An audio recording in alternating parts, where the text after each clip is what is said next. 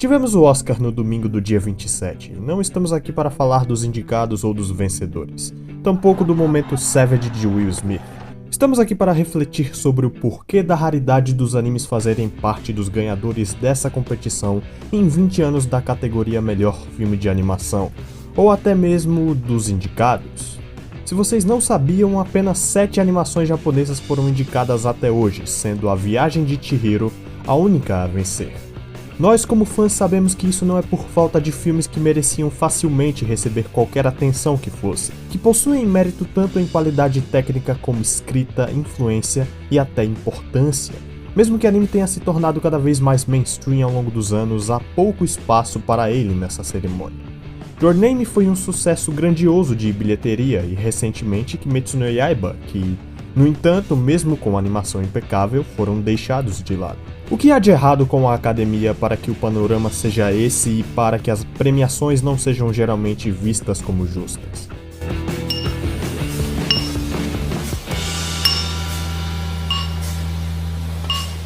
Sejam bem-vindos ao Master Peça, eu sou o Gui. E meu nome é Rick, e para quem não sabe, a Academia de Artes e Ciências Cinematográficas é conhecida pelo seu prêmio anual, o Academy Awards, ou como é mais conhecido, o Oscar. Atualmente mais de 8 mil membros participam da academia, mas para fazer parte desse seleto grupo é preciso que você seja convidado por um membro votante ou que já tenha sido indicado ao Oscar. Porém, isso não é tudo, ainda é necessário passar pela aprovação dos governadores da academia. Quanto aos indicados, eles são eleitos pelos membros de sua área profissional, ou seja, atores votam em atores e assim por diante.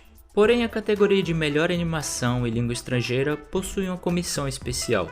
Cada votante deve colocar em sua lista os filmes por ordem de preferência, ou seja, do que você mais gostou para o que menos gostou. Após cada rodada, o último filme é eliminado e então o filme que reúne mais primeiros lugares ganha. Eu não sei se a votação é feita assim para todas as categorias, mas não consegui achar uma explicação específica para a categoria de animação. Para não dizer que é algo que nunca aconteceu ou que nunca tem chances de acontecer, Viagem de Chihiro foi não só o primeiro e até então único anime a ganhar um Oscar em 2003, como o único filme de animação estrangeiro e a única animação desenhada à mão a conseguir a proeza de vencer uma premiação. And the Oscar goes to, let's see, Spirited Away, Hayao Miyazaki. Não é pra menos, não é difícil imaginar os motivos por trás dessa conquista. Mesmo desde essa época, o filme transborda os limites do espaço otaku, chegando aos olhos e encantando num nível espiritual pessoas que nem sabem o que é anime. Foi um sucesso estrondoso de bilheteria, aliás superado pelo Kimetsu, que não chegou nem a ser convocado. É claro, ao invés de uma continuação de uma série de 25 episódios de luta de espadinha com poderes mágicos contra bichos escrotos, um filme que tem uma história fechada em si e aparenta ser para um público mais universal e ser mais inofensivo que eu posso assistir com o meu filho parece muito mais atrativo. Eu posso escolher o que ver, então por que não? A concorrência do ano também foi um bom facilitador. As apostas da Disney eram centradas em Planeta do Tesouro e Lilo e Stitch, e o próprio Viagem de Chihiro, o qual o estúdio não perderia a oportunidade de distribuir o filme no mundo inteiro. Então não é difícil deduzir que o marketing e o envolvimento da Disney com uma dublagem em inglês contou muitos pontos para chamar a atenção da academia. Mesmo assim, de forma nenhuma essas facilitações desmerecem a vitória do filme. É uma peça de grande marco, importância, riqueza cultural e artística.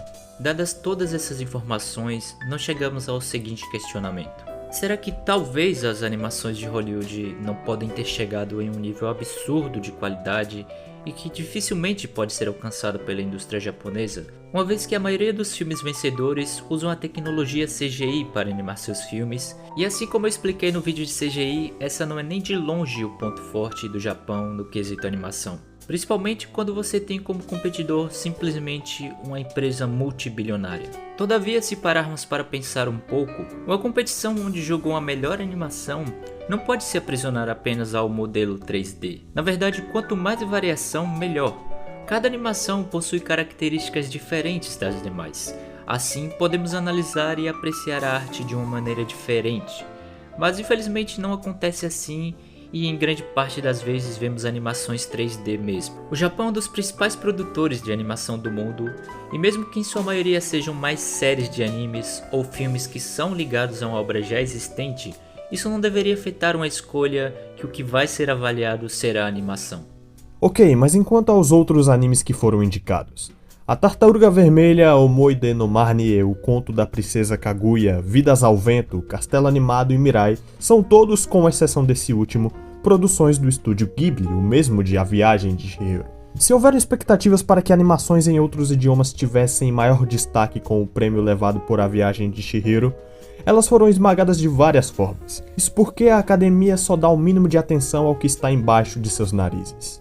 Graças à premiação de Chihiro e uma relação de parceria entre o estúdio e a Disney, é o que faz o mínimo espaço para a animação japonesa restringir-se às criações do Hayao Miyazaki. Isso decorre desde antes da nomeação com os projetos de marketing. John Lasseter foi um animador da Disney e um dos grandes da Pixar na época em que Chihiro recebeu a estatueta de ouro em 2002.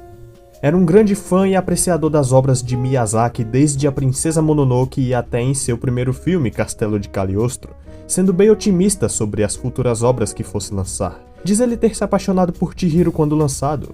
Foi ele quem apostou na versão americana e mais se prontificou a ser o produtor executivo da obra. Mais tarde, Castelo Animado também teve a mão de alguém da Pixar, o cineasta Pete Docter. Não demorou muito para a animação japonesa ser associada com Ghibli.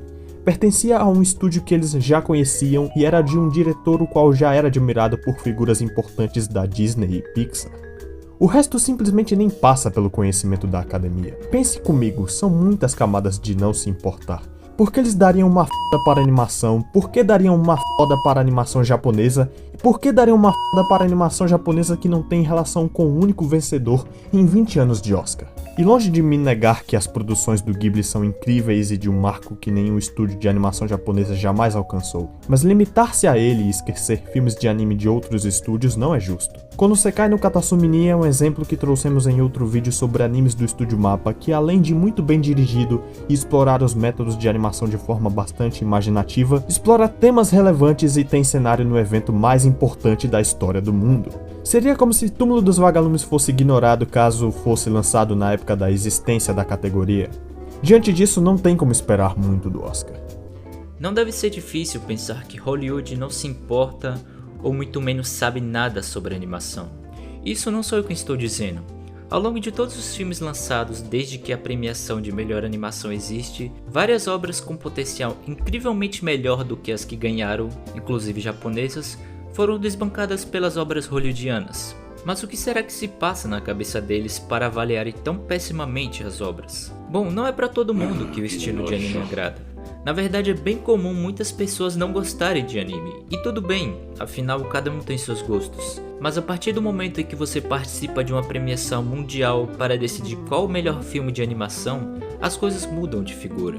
Você não está mais escolhendo para você, e é indiscutível que você não pode deixar os seus gostos pessoais influenciarem numa decisão dessas. Mas infelizmente é o que parece acontecer. Ao longo de todos esses anos de premiação, sempre que alguma obra oriental é indicada e tem como competidores outros filmes de Hollywood, o vencedor já é óbvio de se imaginar. É muito mais fácil escolher um filme de animação que você assistiu com o seu filho de 5 anos do que um que você nunca ouviu falar, ou até mesmo algum filme que de alguma forma remeta à sua infância. Isso é um problema porque geralmente os jurados que irão avaliar as obras provavelmente têm uma idade um pouco elevada, então fica difícil dar uma chance para animações mais recentes ou que abordem histórias mais bobas ou que não fazem parte da sua vida. Mas sinceramente eu acho que isso não vai mudar tão cedo. Esse é com certeza um tema bem polêmico de se falar, mas conta aí pra gente o que você acha sobre isso. Será que o Oscar é uma farsa onde escolhem o que querem?